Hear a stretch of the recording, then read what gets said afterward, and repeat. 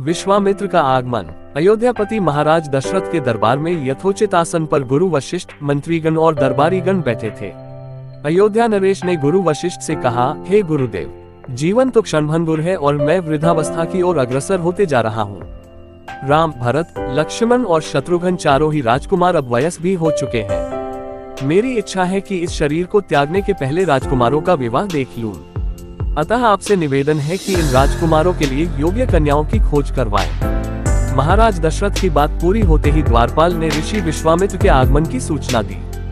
स्वयं राजा दशरथ ने द्वार तक जाकर विश्वामित्र की अभ्यर्थना की और आदरपूर्वक उन्हें दरबार के अंदर ले आए तथा गुरु वशिष्ठ के पास ही आसन देकर उनका यथोचित सत्कार किया।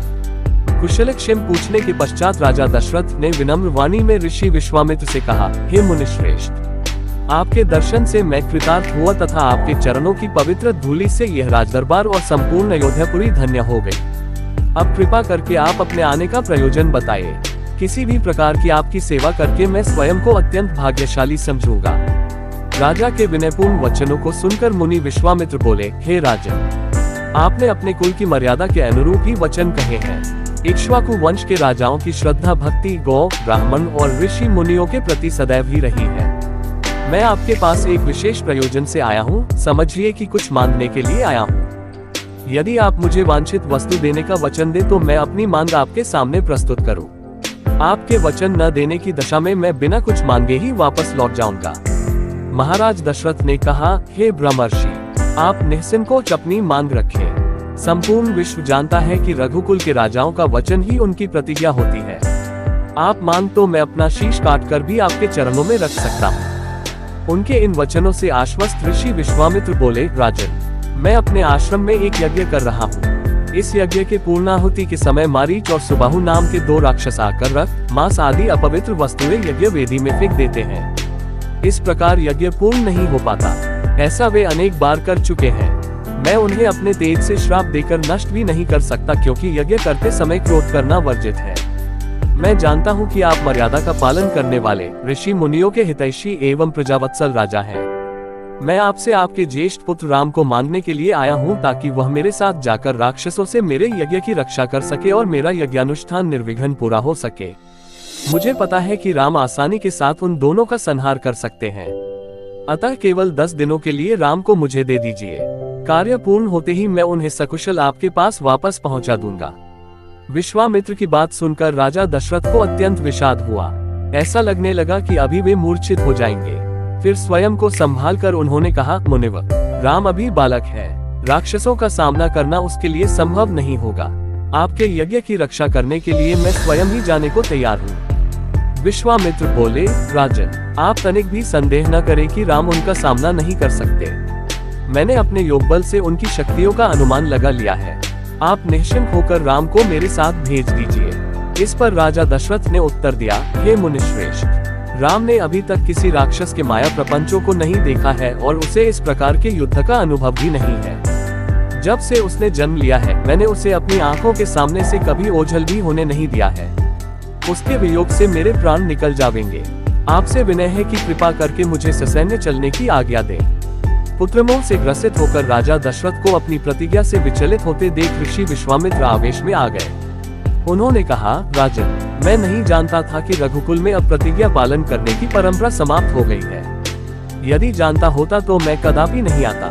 लो, मैं अब चला जाता हूँ। बात समाप्त होते होते उनका मुख क्रोध से लाल हो गया। विश्वामित्र को इस प्रकार क्रोध होते देखकर दरबारी एवं मंत्रीगण भयभीत हो गए और किसी प्रकार के अनिष्ट की कल्पना से वे कांप उठे। गुरु वशिष्ठ ने राजा को समझाया, हे राजन, पुत्र के मोह में ग्रसित होकर रघुकुल की मर्यादा, प्रतिज्ञा पालन और सत्यनिष्ठा को कलंकित मत कीजिए। मैं आपको परामर्श देता हूँ कि आप राम के बालक होने की बात को भूलकर एवं निश्चिंत होकर राम को मुनिराज के साथ भेज दीजिए। महामुनि अत्यंत विद्वान, नीति निपुण और अस्त्र शस्त्र के ज्ञाता है।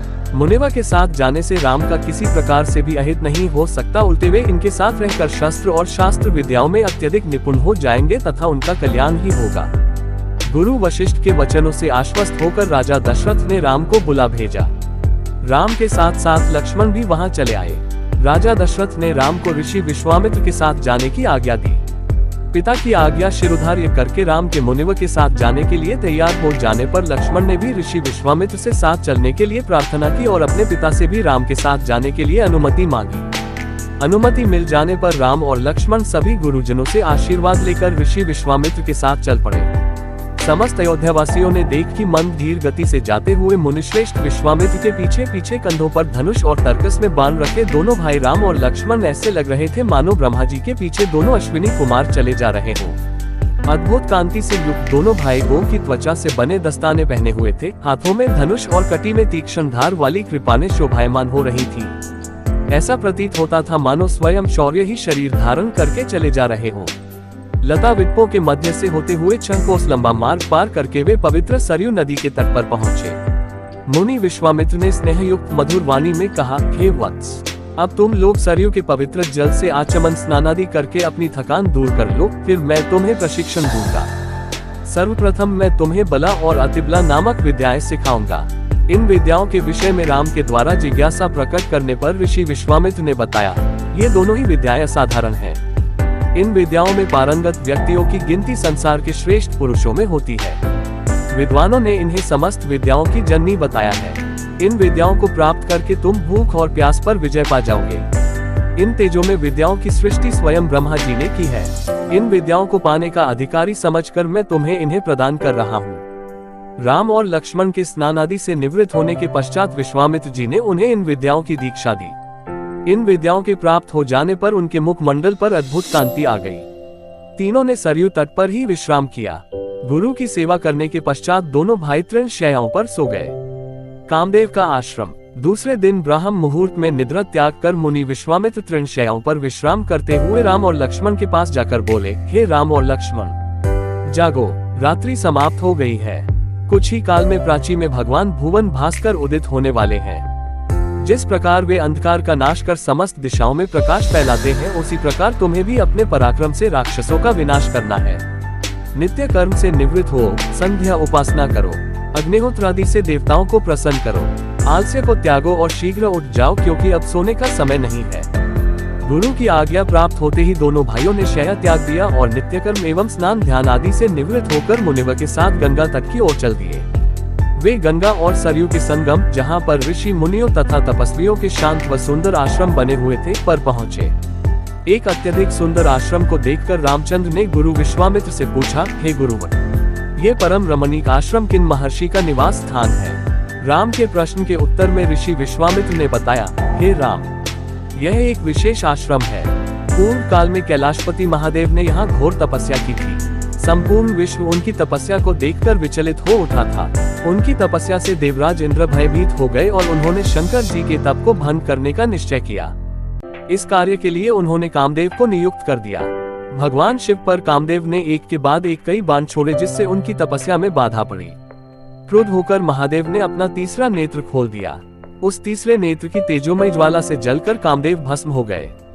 देवता होने के कारण कामदेव की मृत्यु नहीं हुई, केवल शरीर ही नष्ट हुआ। इस प्रकार अन्न नष्ट हो जाने के कारण उसका नाम अनंत हो गया और इस स्थान का नाम अनदेश पड़ गया।